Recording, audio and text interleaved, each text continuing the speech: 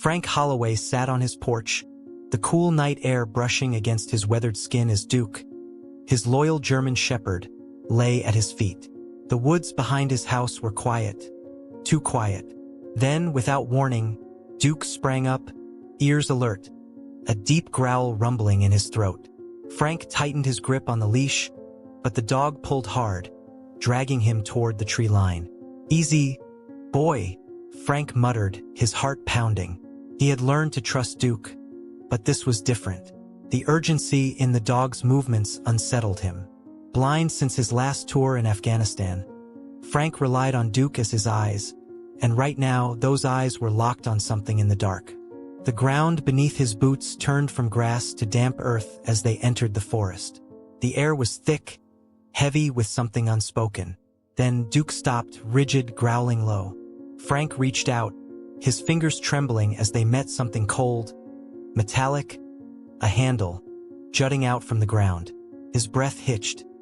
He knelt, running his hands over what felt like an old, rusted hatch, half buried beneath tangled roots. He swallowed hard. What was a hatch doing here in the middle of nowhere? And why was Duke fixated on it, whining softly now, as if warning him? His pulse thundered in his ears. With a deep breath, he gripped the handle and pulled. The air inside the forest felt different, thicker, colder, as if the trees themselves were watching. Frank Holloway tightened his grip on Duke's leash, his knuckles white. He couldn't see, but he could feel. The damp earth clung to his boots, and the scent of rotting leaves mixed with something off. Something metallic. Something wrong. Duke stood frozen beside him, ears pinned back, his body trembling. Not with fear, but with anticipation. The rusted hatch beneath Frank's fingers was unnervingly cold, its surface slick with moisture, as if it had been waiting for someone to find it. His breath came slow, controlled, but his pulse told a different story. What was buried here? And why was Duke so desperate to find it? His mind fought against the worst possibilities. Graves, forgotten secrets, something that should have stayed hidden.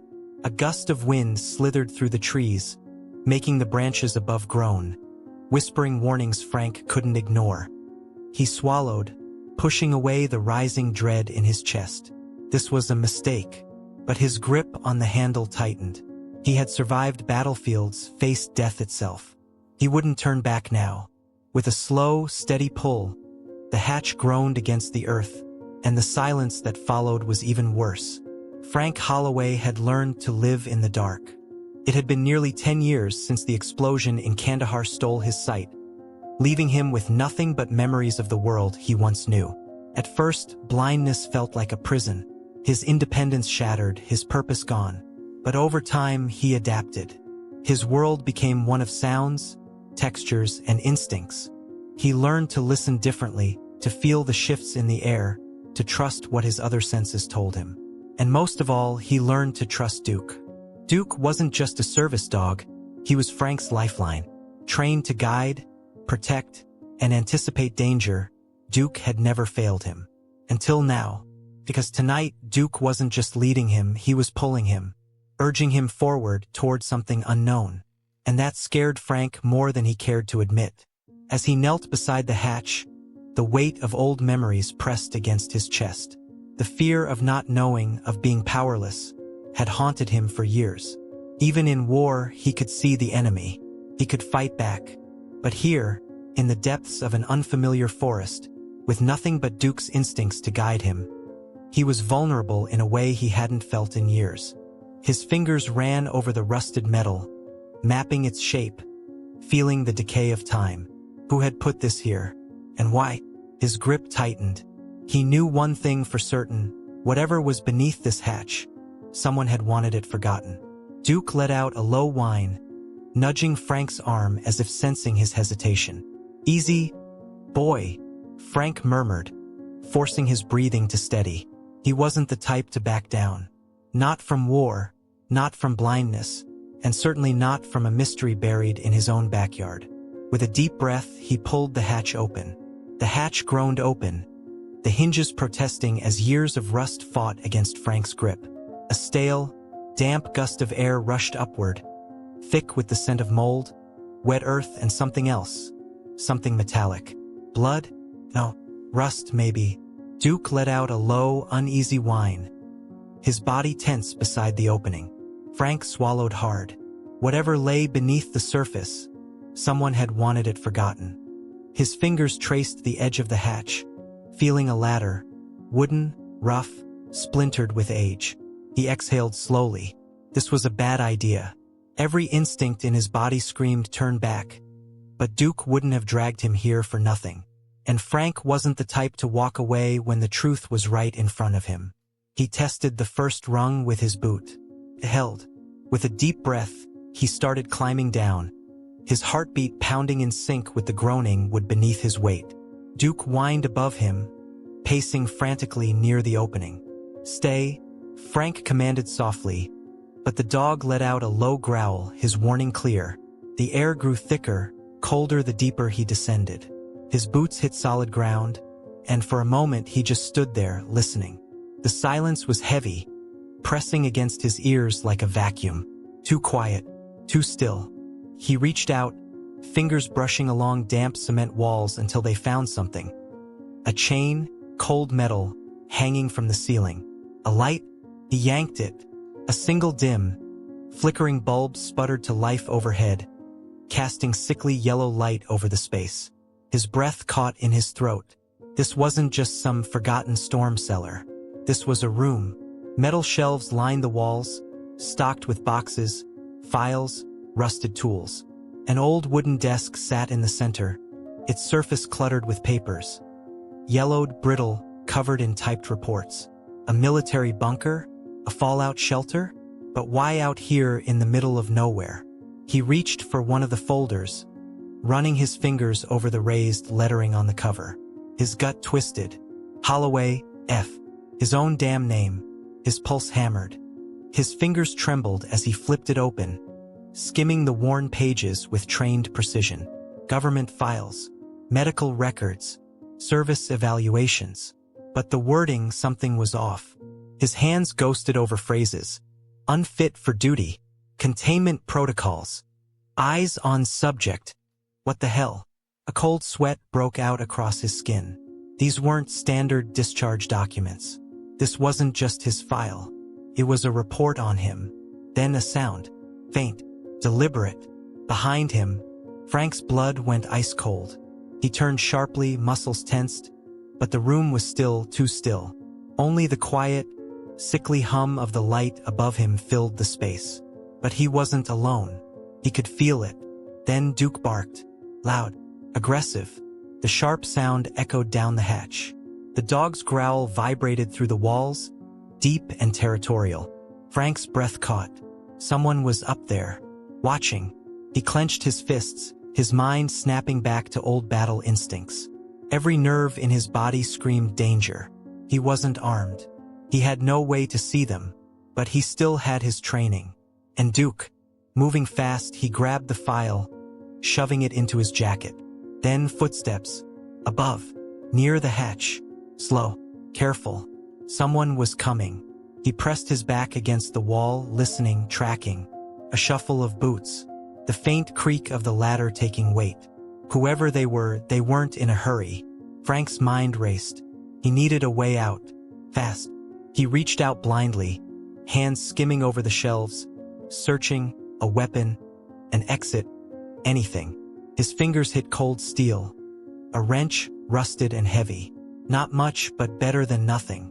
Then movement. The hatch slammed shut above him. A metallic click followed. A lock. Panic tightened in his chest. He was trapped.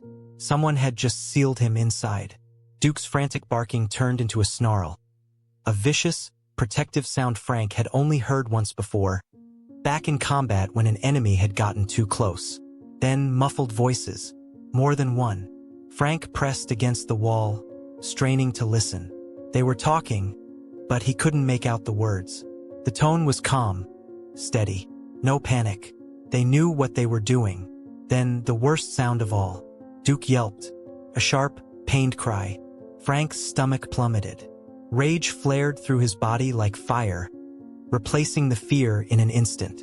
He gripped the wrench, jaw clenched so hard it hurt. If they touched Duke, if they hurt him, he'd make them regret it.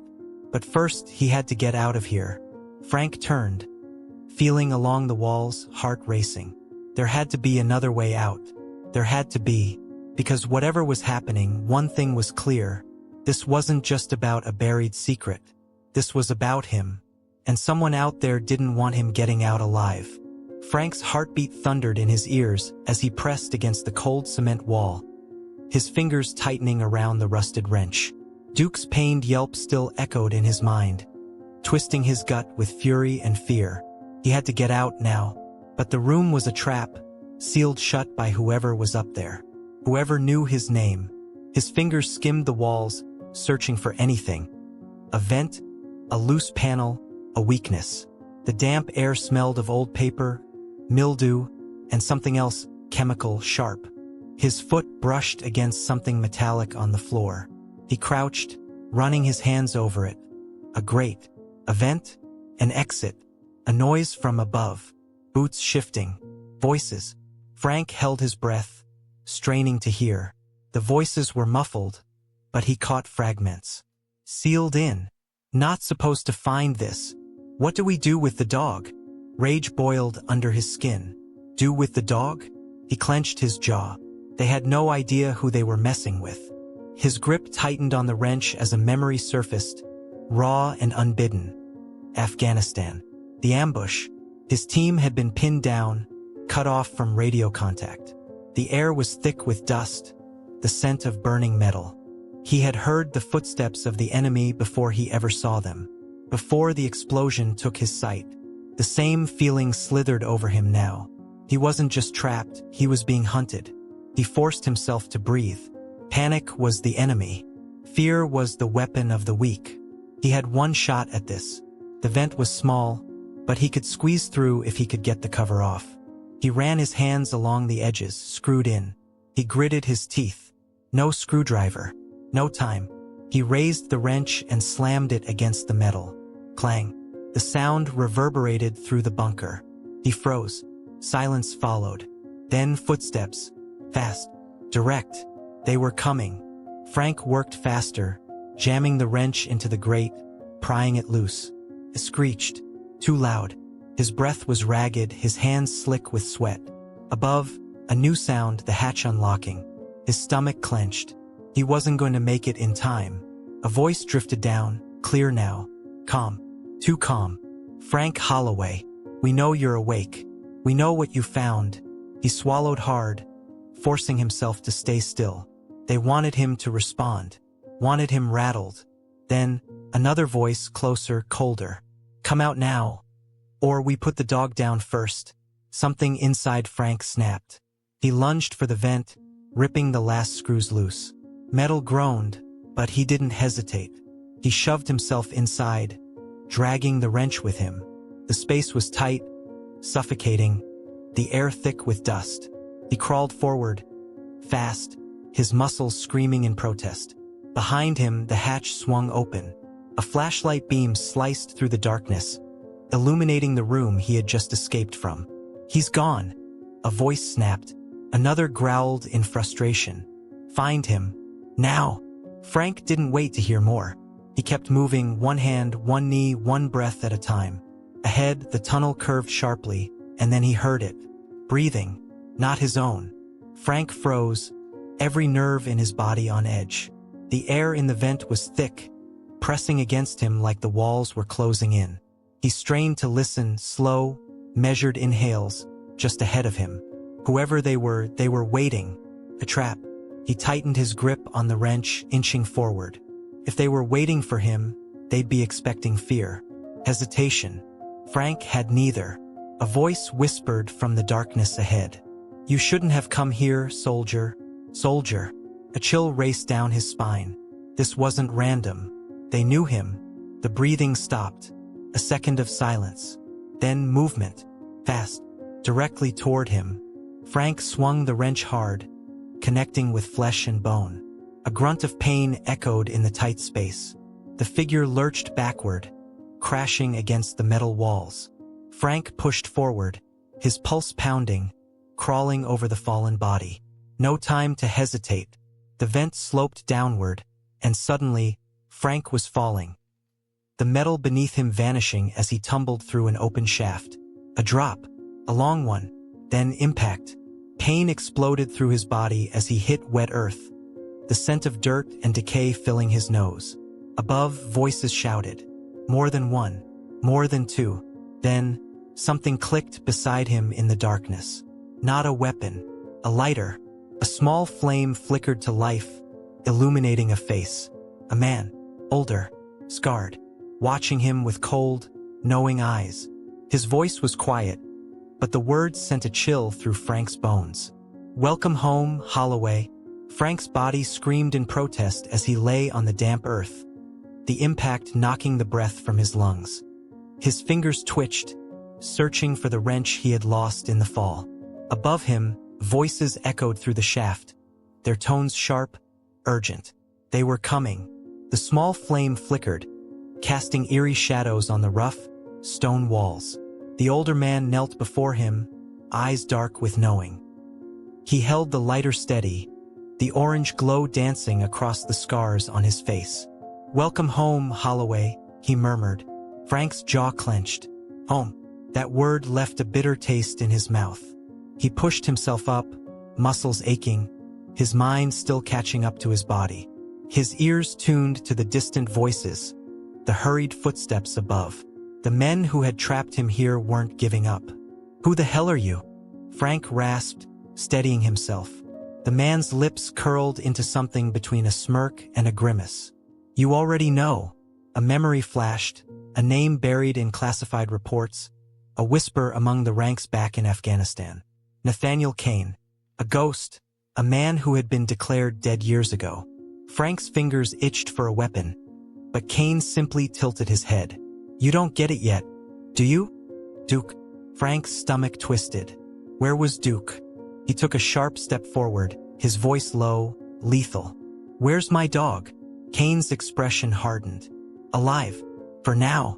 Rage pulsed through Frank's veins, but before he could react, a metallic clang above signaled that the others were descending.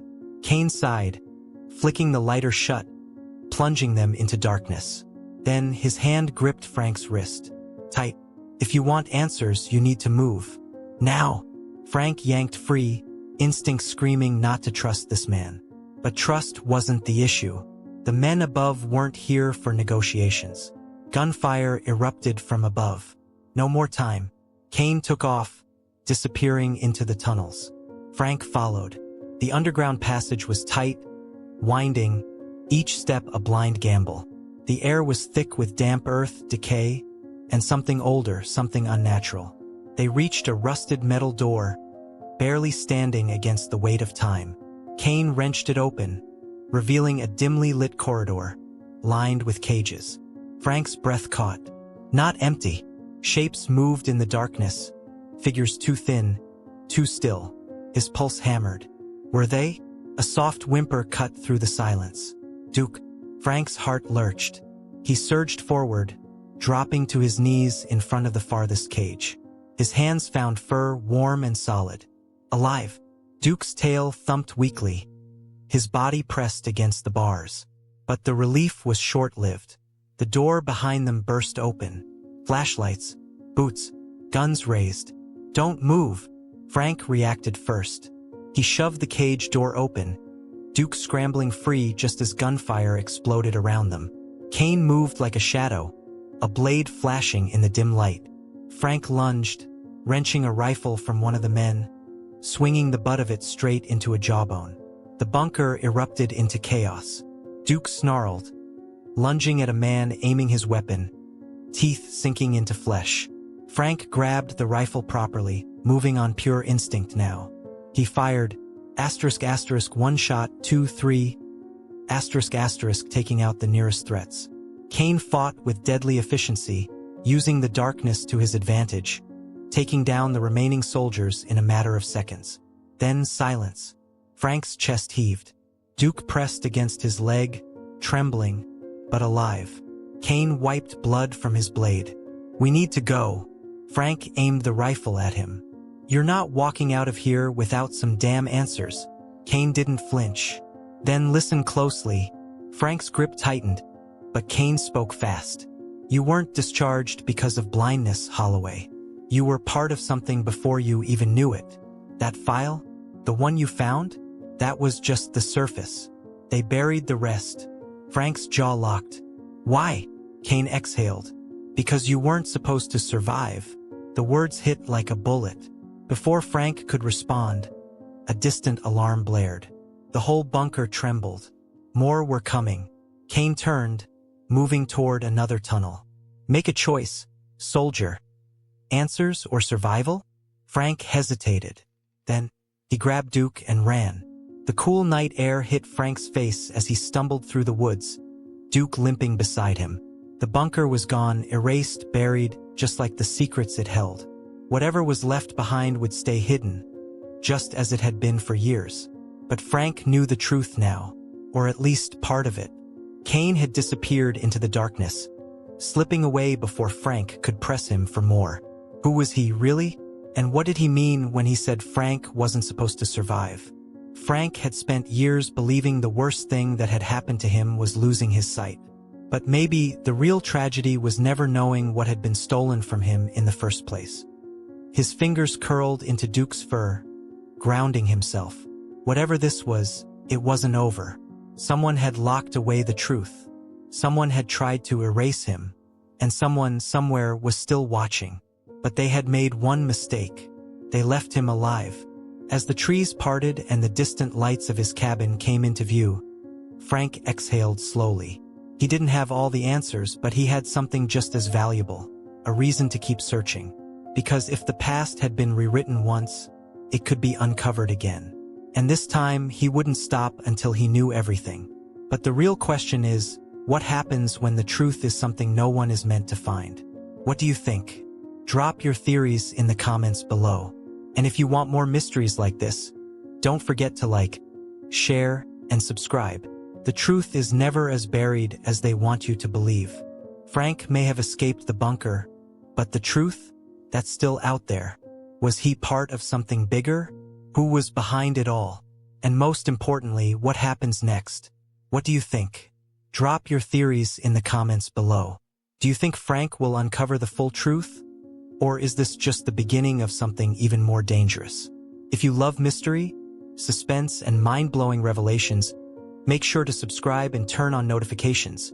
Because trust me, you won't want to miss what's coming next. And if you enjoyed this story, hit that like button and share it with someone who loves a good mystery. Because in the end, the scariest secrets are the ones buried in plain sight.